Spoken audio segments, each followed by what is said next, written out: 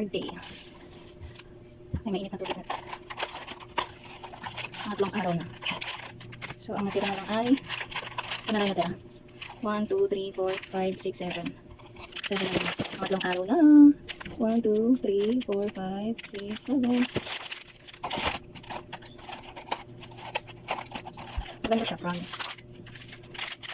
Walang kasarap.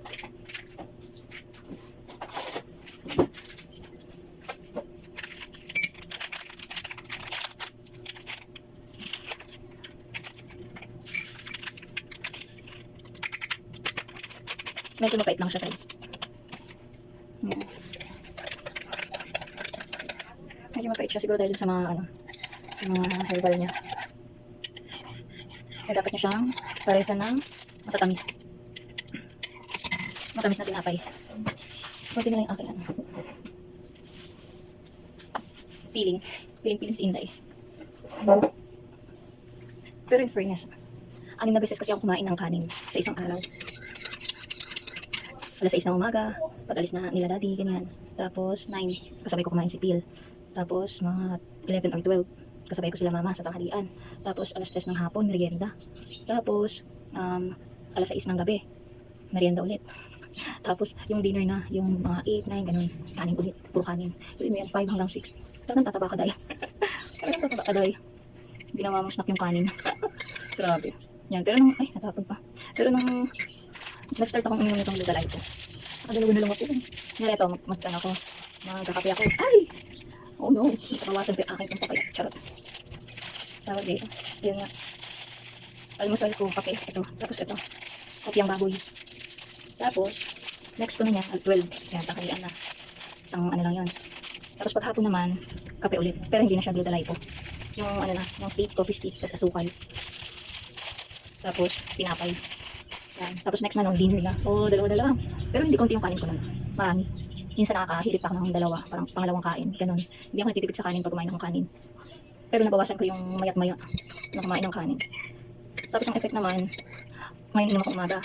Ang effect niya naman, pagdating ng mga alas 3 ng hapon, doon na mag-umpisa yung, ano, yung pupunta ka ng CR.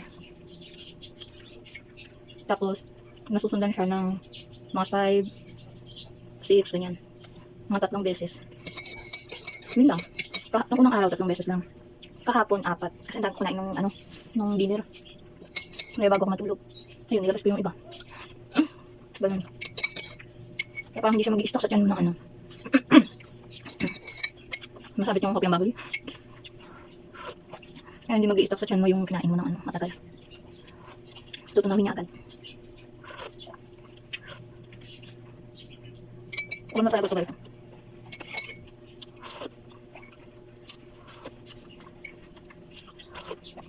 Parang hindi ko nalasahan yung pa eh.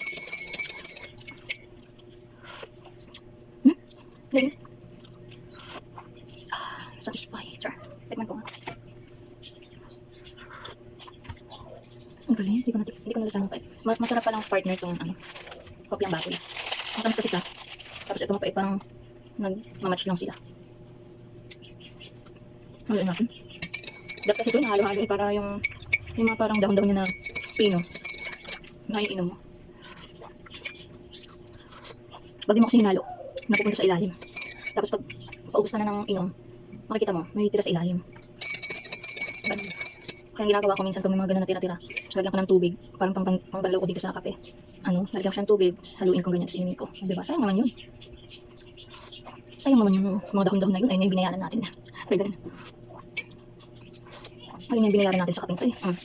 Diba? Zoom natin to, para makita niyo. Diba? Sarap ito, yung baboy.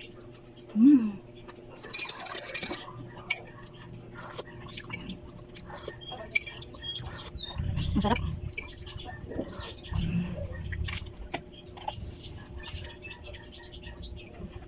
Naipit yung tako.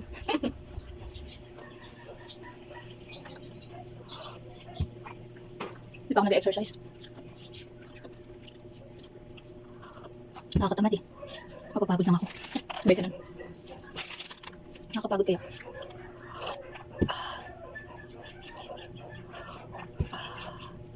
Mainit. Oo. Mainit sa tiyan. Bihira lang ako makain ng kape na sobrang init. Yung nag-iinitan yung tiyan ko. Madalas, malamig na. Nakalimutan ko. Magtitimpla ako tapos makakalimutan ko. Ganun. Ay ngayon wala na akong ginagawa. Kaya hindi ko siya makakalimutan. Diba? Nagpipideo pa ako. Sarap. Grabe. Grabe ko na siya maubos ko lahat. Ang init pa kasi. Yun lang. Bye-bye.